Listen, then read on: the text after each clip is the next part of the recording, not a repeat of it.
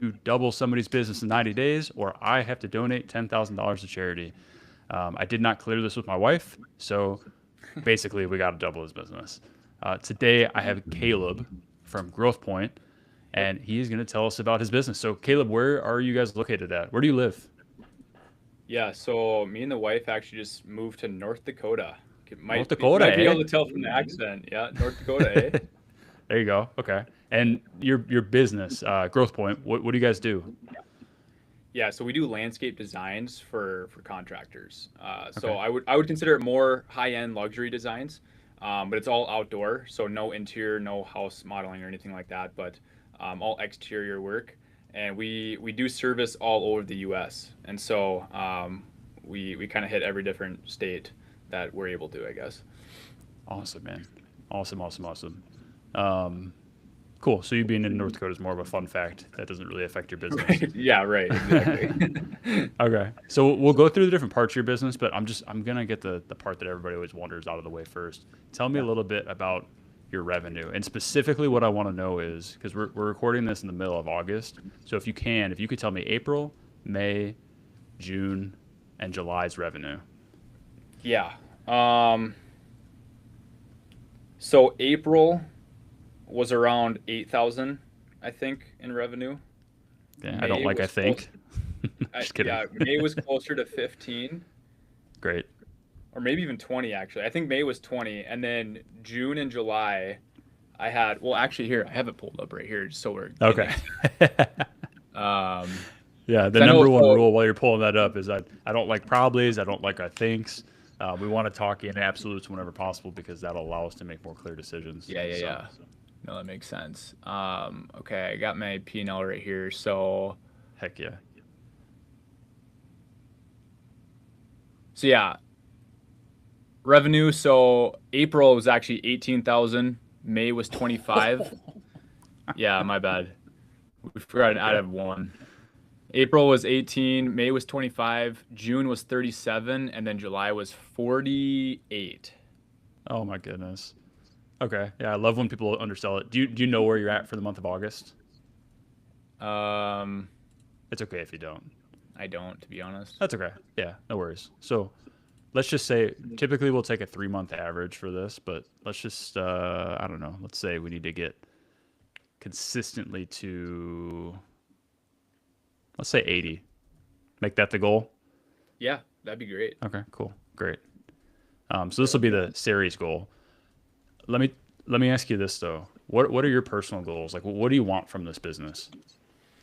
Yeah, so I guess the reason I started the business is to bring professionalism back into the industry for contractors, especially in the landscape space.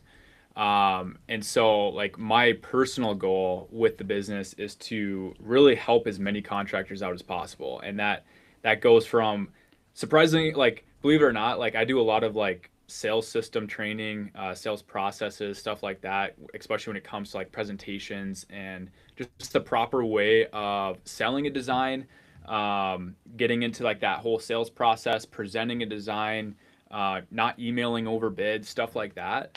Hmm. And so, you know, for me, it's really just trying to help these guys out as much as possible using designing, and I mean, that's a big factor into you know looking more professional, winning more jobs, winning more contracts. Just the design piece alone, there's a lot of benefits to it as a contractor, and so that I guess that's kind of my goal. If I had to put a number to it, I would ideally love to work with 100 contractors going month to month with them. That's if I had to put a number to it. That's my goal for contractors per month. Um, and so, yeah, I guess Awesome. that's pretty much the goal for me. Awesome, man. How many right now are we working with? Right now, we're at 14. That's great, man. Cool. So what we'll do is we're going to go through the different parts of your business and just kind of, I'll say this for you, but I'll say this for anybody really. Um, there are, oops, what just happened? What did I do? There are 6 parts to your business. Okay, so I'm going to put some text in here. The first is going to be lead gen. I need to make this a little bit smaller. Let's see. There we go. First is lead gen. Then you're going to have lead nurture.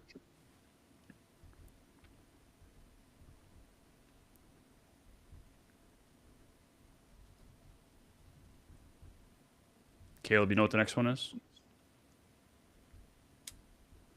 I'm assuming it's something with production. Almost. Oh, Sales. sales. Then Makes then sense. then production, which Then production, we call okay. fulfillment. Yeah, Okay. there you go.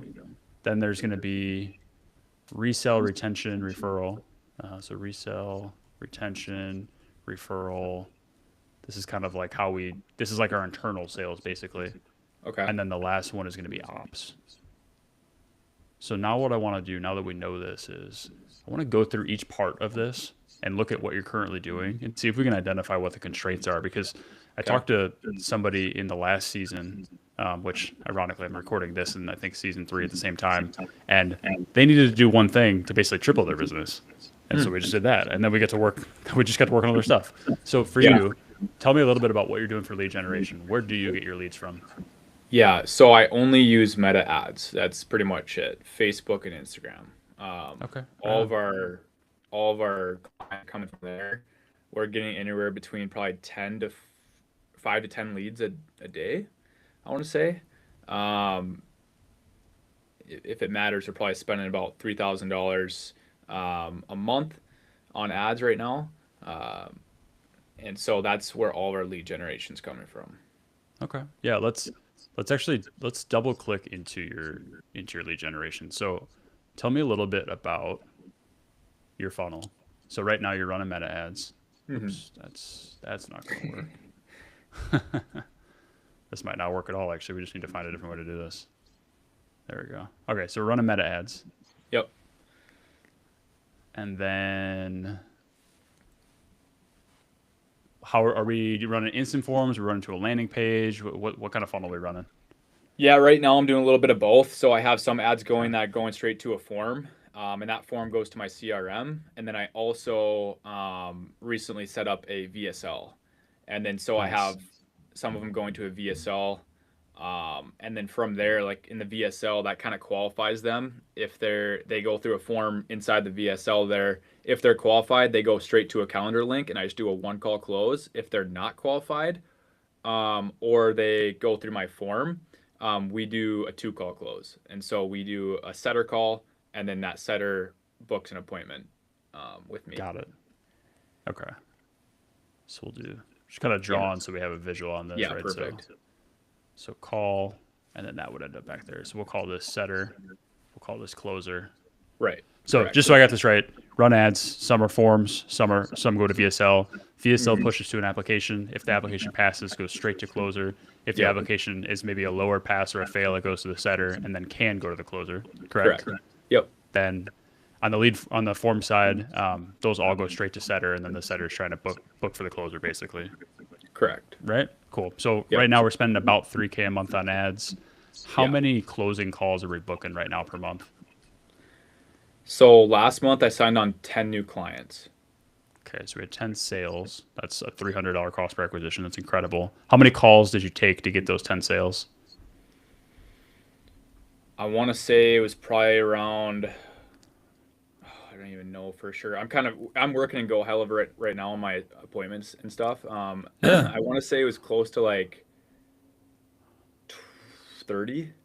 30? month? Okay. Yeah, I think it was Yeah. 30. Okay. So just doing some quick math here. Yeah. So if we book 30 calls on 3K, that means we paid about, I'm actually going to go back and just take some notes now. So that means we paid about $100 per live call. Oops, let me get back here. I'm learning this new system, so it's okay. So so let's do funnel stats. It's about $100 per live call. So we did 10 units, which puts us at about a $300 cost to acquire a customer. Yep. And then what's your price point? So each design, if they're on a monthly package, I sell it for $900 a design. If they just buy a one-off design, it's $1,800. Okay, So I might need you to walk me through guys, this I try to further. get, I try to get to go monthly. Oh, and then this is probably important too. I do offer a trial design, which a lot of those new clients are doing, and so that's 3 designs for $2,250. So $750 a piece. 250, is that what you said? Yeah, that'd be the math. Yep. Okay, cool. So on a sales call, are you selling a lot of this 3 design package? A lot of the trials, yep. We got every once in a while some contractors don't want to do monthly and just do one-off design, which is fine. I got a couple people that just do that, and then some people just jump right into the packages. So I'd Great. say 80% of the people do trial designs. Okay. Awesome. What is your do you know what your LTV is yet? So if you bring on a customer, LTV is your lifetime value. Do you know what one Right. customer is worth to you? I think we kind of calculated it out. I think it's close to like 10 to 15,000. Okay, that's great. So basically, we're paying Meta $300 to then turn around and give us a $10,000 to $15,000 client. Right. Right. That's not bad. Okay, cool. Right. Good to know. Okay, so now right now from the surface level, this all looks great. So this is technically this would be your lead generation and your sales. We didn't touch on this, but this would imply about a 30% closing ratio, which is pretty solid for cold traffic for an offer like this. So I like Right. that. And there's room for improvement, but I don't think that's your biggest constraint. So lead gen, maybe we do a little check mark here. So let's see. There we go. I know there's a way for me to add things. There we go. Let's do a check. I guess we're doing this one. I don't think I have a choice. There we go. Okay. So lead gen, check. I'm going to give you a green check on sales. Yep. Talk to me. We're going to come back to lead nurture. Tell me a little bit about your fulfillment. So when you sell them, are you the one doing the work? No. Okay. So yeah, we hire all that out. And so when it comes to fulfill, like, do you want me to talk about onboarding stuff too? Yeah, please tell me everything. Okay, so like yeah, directly after the sale, what we do is an onboarding call, and so that's where I get like a live design board, kind of like their management, so they can manage all the design setup. I show them how to request a design, and then we also fill out their client profile. And so we do all that on the onboarding call, and normally it doesn't take very long. So we set that up right away, and then normally they do have probably most people have a design that they want to get done right away, and so we will kind of walk them through that first design, on how to request the design, how to go through everything. I'm just kind of walk them through that first one, and then we kind of get into it. From there, when we talk about the actual design process, what we do is the second that form is filled out, we use a platform called Monday.com, and that's like our project management platform. And so, if I'm going too fast, by the way, let me know. No, you're good. That's Um, great. yeah, and so we use Monday.com, and that form is tied directly to Monday, and so our project instantly goes in there. The designers have the form, everything that they need, and then I have my project manager basically set everything up in Monday, and so she assigns the different designers, because we have 4 different design teams. She attaches the Google Drive links into Monday.com, so the designers have all that. We also have a Slack channel that she sets up, and so we set up all that. Once that's finished, Is we that send the Slack channel where you contractor, communicate with your clients? designers actually. That's the Designers. internal. Okay. So the Slack channel is internal. I Great. guess so is Monday, but Yeah. Monday is also used for the live design board, so the contractors can see Yeah. from So Monday for where anybody we're for at. anybody that's not familiar, Monday is a project manager. It's where you can basically Yeah. have tasks and projects and keep Yeah. keep them up to date. It's not the best tool for communication, so he's using Slack for communications, which Correct. I think that makes sense. How Correct. how are you guys how are you guys communicating with clients ongoing, or are you? So I think that's the problem. Okay. A lot of them have my personal number, which is a big issue, I know. Ah. Yeah. And a lot of them have my email as well, and so like I'm going through probably 80 emails a day, and so Oh, recently what I actually did to fix that is I created a group inside of our Google Workspace, and so I created a projects at Growth Point email basically, and so that's tied to great. me and my project manager, and so hopefully that will take some of the slack off of me a little bit, and more into my project manager, because like what I've been recently doing is I get an email, I just forward it right to her. Like Yeah. that's just kind of what I've been doing. But when I Smart. started off, like everything was going through me. I was the project manager, and so I just haven't changed that process yet until recently. I'm trying to get out of that.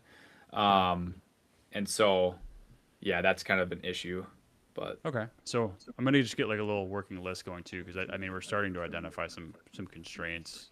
yeah, So the first one is gonna be like delegation of project management. How right. long has this project manager worked for you? 3 months. Okay. So she, they're relatively new, Yeah. obviously. So you're still just in the process of just like getting things off your plate to them. Correct. I'm going to give you just like a one-liner advice right now.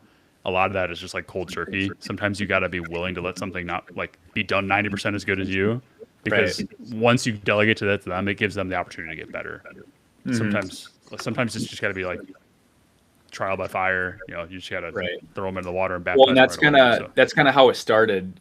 It started off with just managing the designers at first. The design team, and then it started sending emails to contractors, and now last month and this month it's gotten out to she's kind of handling a lot of the intakes, request change orders, or not change orders but revisions we call them.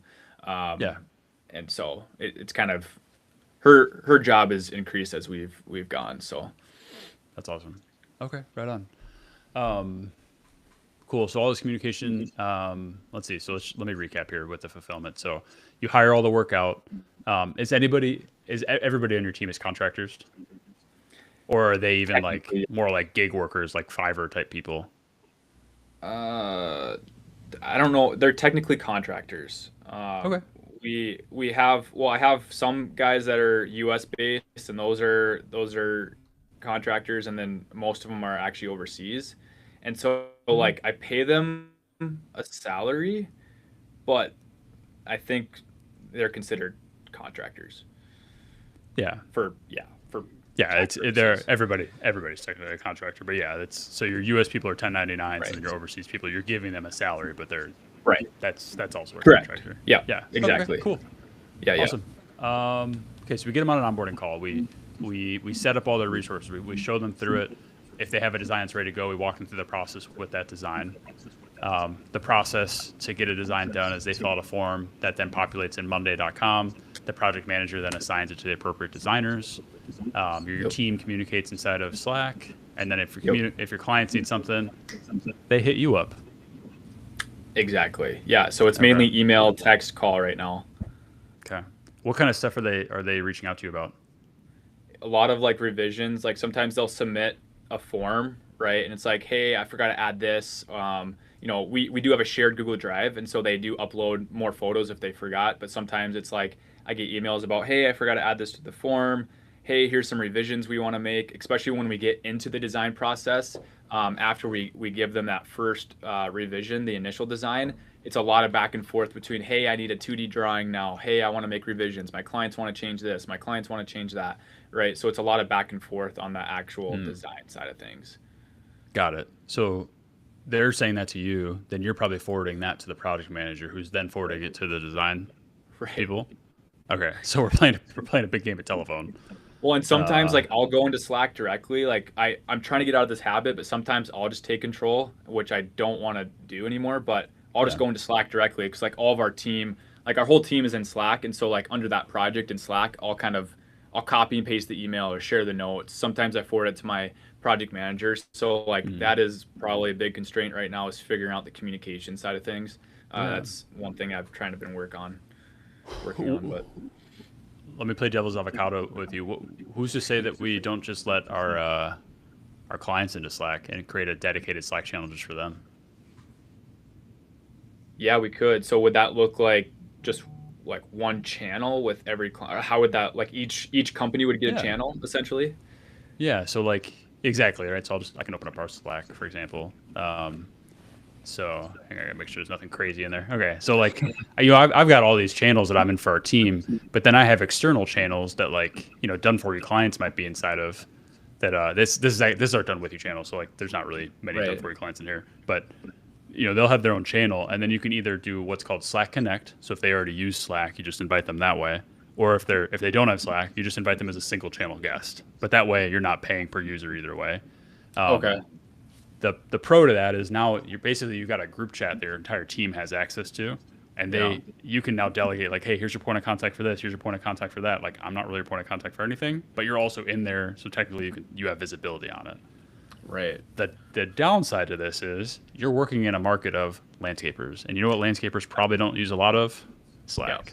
Exactly. So Yeah. you are at risk of deplatforming them or platforming them out of something they're not used to. Yeah. Pros and cons. Yeah, I think one of my competitors uses whether it's Slack or Monday to communicate for the design side of things, and I've heard a lot of complaints from contractors, I guess, coming into our business. They like the flexibility of email and text and call, and so Yeah. like I really don't know what to do about that, to be honest, because none of them. I haven't met one contractor. Some of the maybe more tech savvy contractors use a little bit of Loom, and Slack and stuff like that, but a lot of them Yeah. don't. Okay. So it's starting to come together. It seems like our like fulfillment processes are probably our biggest opportunity right now. Because if you were like right now you've got 14 customers. If I just dropped 14 more customers on your plate tomorrow, what would happen? Right, and that's where my business is at. I would consider my business more of a fulfillment issue or a supply constraint. I don't think we have too much trouble, especially busy season like in the summer. Like we've grown so much, like it's crazy. Like we've just had to continue to hire designer after designer after designer. It's more about now building the team and finding like the best designers that we can get. Just because, yeah, like you said, if we dump 14 new clients on us right now, we wouldn't be able to handle it. Yeah. Okay. Okay. So I think the thing we're going to need to be working on for at least the next week or two is just organizing your fulfillment team. Yeah. It might even be worth us just like putting together a bit of a board here and just organizing what the team actually looks like. Like I've done visuals for our team so they can see like who reports to who, Yeah. because as your team grows, sometimes that can actually be a little bit confusing if it's not like visually put out. You Right. guys aren't there yet, but you will Right. be at some point. So let's just do this really quick. So we've got you as obviously the CEO, correct? Hmm.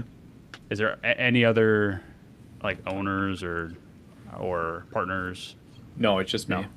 Okay, cool. So effectively, right now, does every single person on the team just report into you? No, actually, only my project Good. manager does. I Awesome. I will occasionally have conversations with people. I try to do one-on-ones with my designers, Great. but essentially, it's just my project manager who reports directly to me. Excellent. That was going to be that first kind of unlock. So I'm really really really happy that you've got that nailed down. Okay, so project manager. Then you said you've got 4 designers. 8, actually. Oh my gosh, Yeah. why so many? Because these designs take anywhere between 10 and 20 hours per design. Okay, And so like the time for design, these contractors they want designs quick. Our turnaround time is 7 days or less for the first initial design, and so we have to build out separate teams. And so that's why we have to have many designers, I guess, to fulfill that. yeah, okay. What is? I guess we should look at this too. So like in a month where you're doing, because your team's pretty big, in a month where you did 48,000, what's your guys' profit on that? Um, our profit was about 25K. Okay, so I'm gonna go on a limb and say you're probably leveraging a lot of overseas labor. Yeah. Yeah, cool. Okay, awesome. So project manager directly reports to you, designer directly reports to project manager. Anybody else in your team that I'm missing? Well, I did have a setter, but I Okay. kind of fired him recently. Okay, we could still kind of. But the setter was, yeah, they were talking directly to me. Yeah, okay. I'm actually gonna flip these arrows so they go the other way. Yeah. This is kind of it's like who reports to who, right?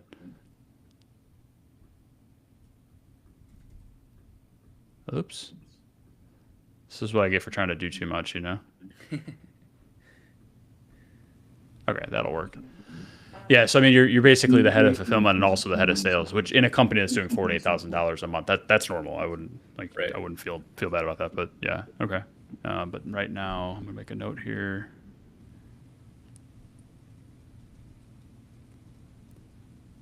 Does that also mean that you are doing setting activities right now, or is that just not happening? It's just kind of not happening. Yeah, Yeah, because we've grown so much on the production side of things the last month or two, we kind of had our setter. He wasn't really performing the way we wanted to, and so that's why when we switched to the VSL, we tried to do just one call close. And so like within the last month or two, we've honestly just been doing like one call closes. Like we haven't been doing too much setting, but because of that, I've realized like I've been meeting with a lot of unqualified people, And so I need to bring that process back in. Gotcha. Yeah. I think that application will help you where it's like you send like the best of the best people to you because your time's so Yeah. valuable, and then everybody else you Right. just filter through the setter. So it's Right. already kind of what you're doing. Okay. Cool. The project manager, is that somebody that could communicate with clients or no? Yeah. Like over the phone or through email, or what do you mean? You tell me. In What general? is their skill set? Like, are they? Because sometimes with overseas labor, you've got somebody who can communicate no issues. Like I have account managers Yeah. who are in other countries, whereas sometimes you're going to have VAs that you would never put in front of a client. Yeah, I trust her with communicating over email.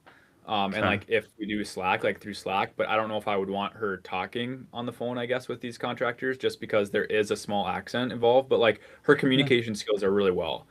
She does a really good job. Awesome. But I do think there's a small accent there, and so I don't know if I would want her communicating on the phone with clients. And is that strictly just because of the accent, or is because like if you took away the Pretty much. accent? Okay. If you took away the Okay. accent, I wouldn't care, to be honest. Okay. That might actually be more of a limiting belief than anything else because if somebody's Okay. talented, I mean, like one of my top account managers literally lives in India, Right.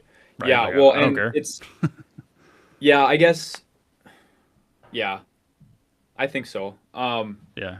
I ideally like I want like a person who knows the industry a little more. Like she's really good at the Hmm. design side of things. She used to be a designer. She's a landscape architect. She's licensed and everything, and so she really knows the design side of things. But I feel like a lot of people go with me because I can connect with them so well, being a contractor myself. Like I've been in the Yeah. field for the last 8 years. I've done project management, sales, design. Like I've kind of done all of it, and so like in my mind, I kind of want like a customer service person talking to these contractors who knows the industry really well, I guess. Yeah. So let's just draw out like a proposed. So basically, what you're describing here is having a CSM or an account manager. Right. Whoops. What I'm going to contend. Let me get this on here. CSM/AM. I think right now, at least in the stage of business you're at, these two things need to be the same person. Really? Okay. Because I will agree. Like right now, I feel like I'm not doing so well on the customer success side of the business or account Mm-hmm. management side of the business. Like especially with my monthly members, like there's only a few of them, like my high end guys who are doing a lot of designs per month that I'm talking to every week.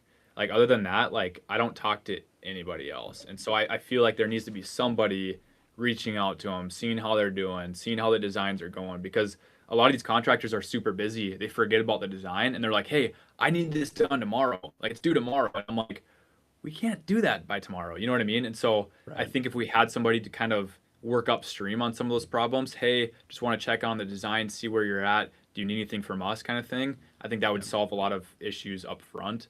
And I just don't have the time to do that.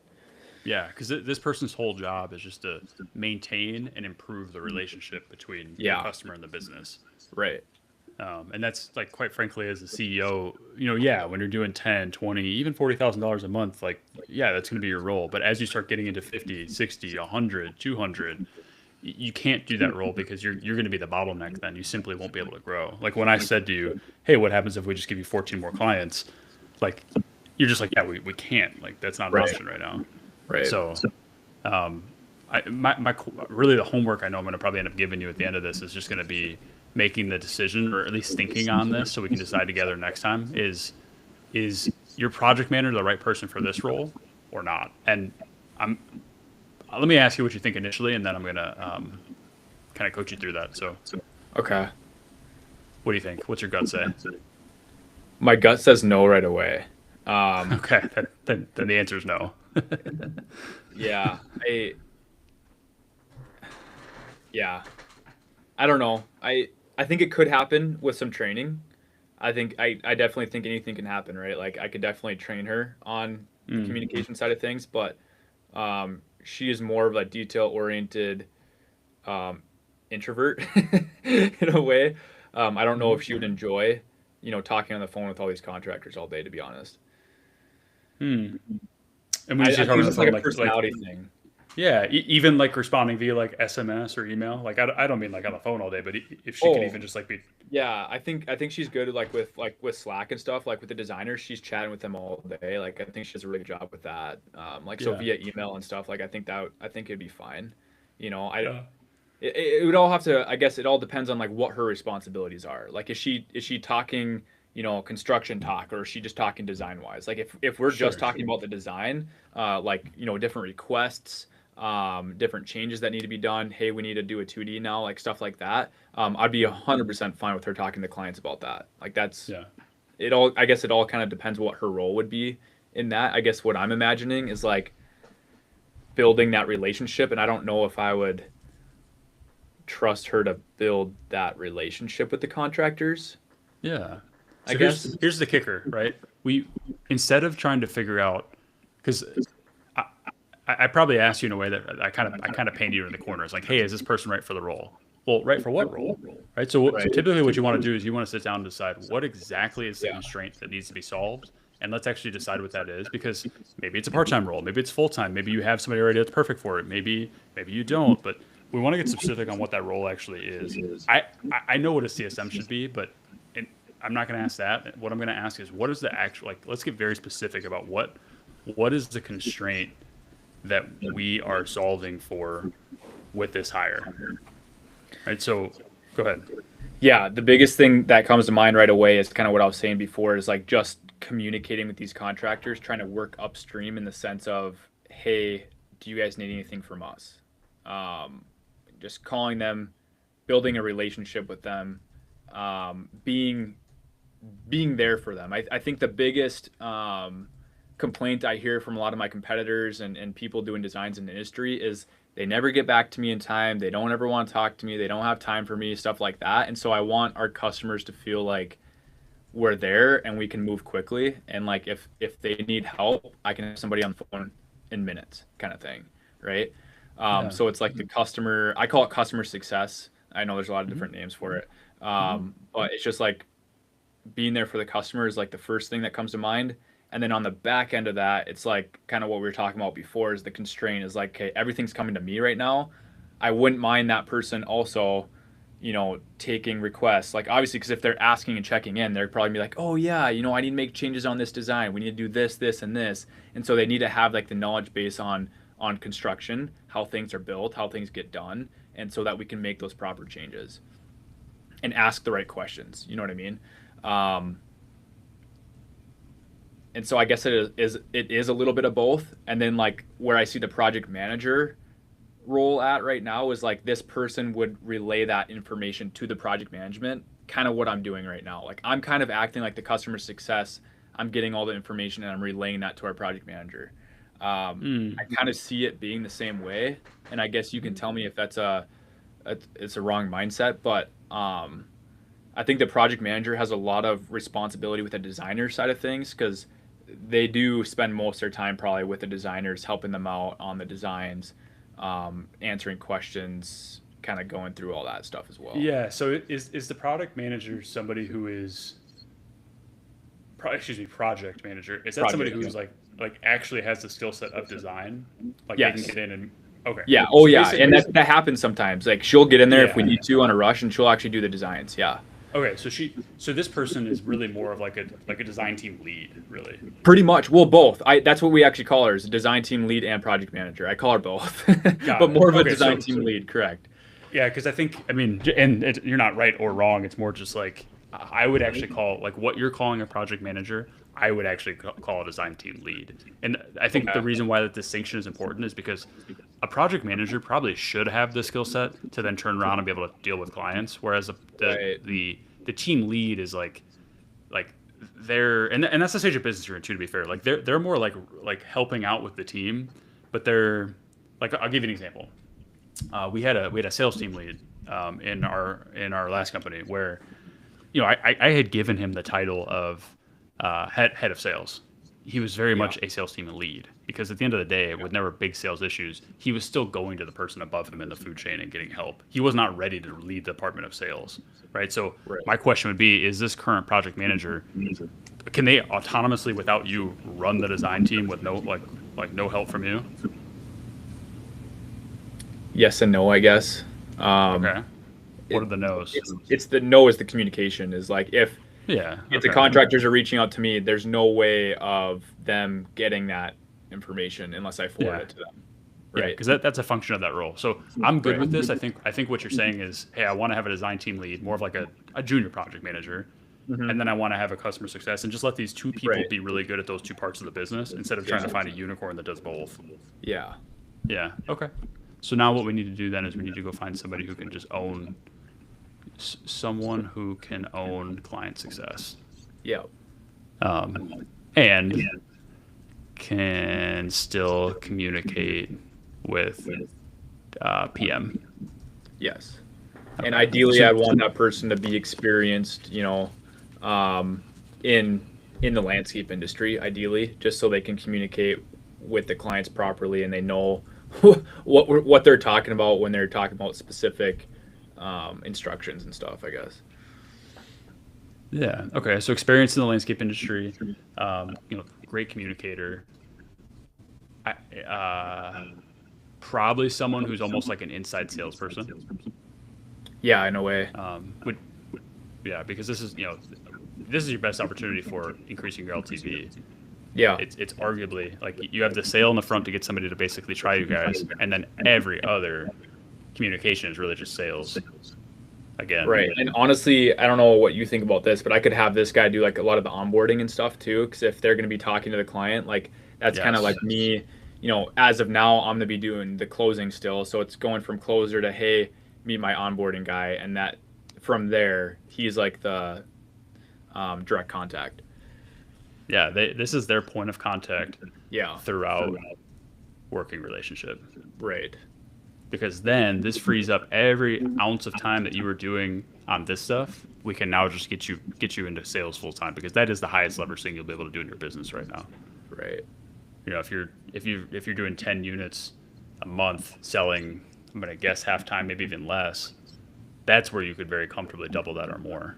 Yeah. And then we start scaling sales and that team. Right. So okay, what do we think about this?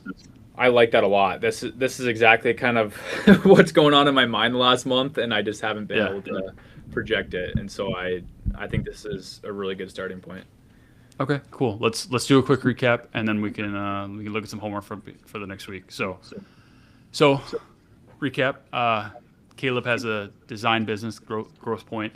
They do landscape design for contractors, a lot of high-end luxury, all outdoor stuff. They market to the United States. Their revenue has been very comfortably climbing, actually growing pretty significantly every single month. And now they feel, and rightfully so, that the biggest constraint is no longer sales and marketing, but it is actually fulfillment, which we get into. The goal is to use this as a conduit to help contractors. So we want to use design to help contractors give better services, to sell, to make their lives easier. And the goal is to work with 100 contractors concurrently, and we're currently at 14.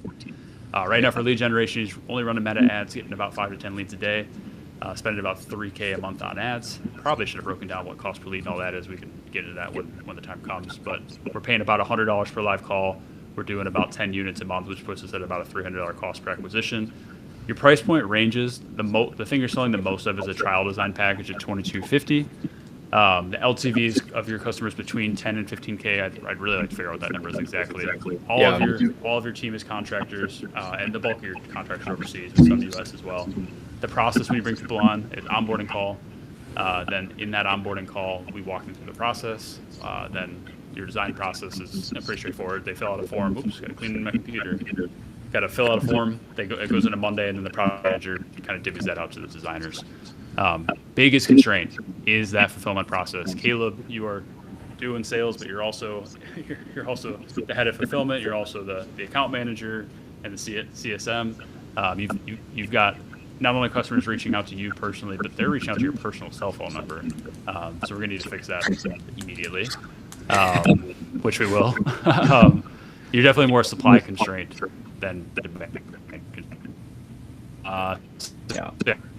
We identified that fulfillment's biggest constraint. We talked about what this role is. So here's what I want you to do.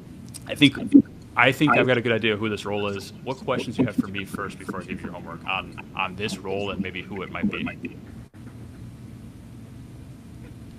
I have an idea, I guess, myself. So I don't know if I have any questions around that. I guess okay, the question is, yeah, I'm like, ideally, I would want this person to be like US based, and so like for this role, because it'd be fully remote, like what would be a good salary rate, I guess, for that role? Yeah. Just because I haven't really hired anybody. Like I know, yeah, what would be a good salary rate, I guess, for that Yeah. role? And then like, what is the best place to find this person? Both great questions. So right now, you probably don't have enough work for this to be a full-time role. Okay. Can you hire a full-time CSM or account manager? Sure, of course you can. But if you hire them under, like if you make them full-time on these 14 accounts, they're probably going to, sure, they might over deliver, which is going to be great for those 14 accounts. The problem is then when you try to give them 28 accounts, they're going to start giving, the people are going to be used to a certain caliber. They're going to start getting less. Yeah. Or that person's going to be like, well, I can't handle more accounts. So Right. we first need to even just figure out to decide the salary rate is how many accounts equals full time. I don't know the Okay. answer to that because I'm not inside your business. But as as you're basically doing this role part time right now, what does your gut say? That's hard because I haven't even thought about that before. Okay, that's going to be your homework then. Yeah, So let's, that's a really good question. because there's going to be some good questions in here for you to figure out before the next one, and with those answers, then we can divvy this out. So I want you to answer. So I want you to actually come back to me and and you're going to basically answer these questions, but then I'm going to probably break them apart. So the goal is to reverse engineer a salary. To do this, you have to figure out how many clients under management, um, which for those playing the game at home, the acronym for clients under management is COME. Um, you like that one? Good. How many clients under management equals full time? I'm gonna clip the hell out of that. That was a nice little one liner there. Uh, how many is full time? Job description, outcomes. I just want you to put this in like the laziest one sheeter Google Doc for me. Bring it to the next call, or even send it to me, and I'll kind of review it, and then we'll pull it up on the next call. Because then, based on that, um, based on above, Trevor can help figure out salary plus sourcing. Because part of sourcing too is going to be, yeah, if it's a $2,000 a month role, or if it's a $20,000 a month role, guess what? Those are two Yeah. entirely different people in different places and different Right. everything. So Right. let's just figure out what you need first, and then we can go find that perfect person for it. Okay. Cool. I like that. No, that's good. Awesome. Where do you want me to send that sheet to? You just message me wherever. You know where to find me. Okay. Cool. Any questions for me? I think that's it. That's a good start. So, Heck yeah. Okay. That was episode 1. Episode 2, we figure out these questions, and then hopefully in the next few episodes we can start getting into, so we get this figured out, then just to kind of tease what's going to come, no pun intended, with the clients under management, to to put a hook on that. So we'll figure out how to hire, we'll figure out how to source, and then once we've got those loose ends figured out, and we probably need to create a pipeline of actually fulfillment talent as well. But Yeah. once we've got that figured out, how are we gonna grow sales? Because I think for you, man, you've got a lot of demand. I think going from, you're sitting between 40 and 50 right now. I think doubling to 100 is not that hard. I'd curious to see if in 90 days we can go to 150 or 200. I think that would be more interesting. But that's just I me. agree. Yeah, no, I agree. I think that's going to be the easy side. The hard part is going to be the fulfillment, is figuring that out first before we can, get into Yeah. into that. But It's only hard because you haven't done it yet. right, and that's So. that's where you come in. We've said the word "come" a lot in the last minute. I think this is where we end. Okay. I will. I'll see you next week. Okay, see ya. Let's see. How do I end the live?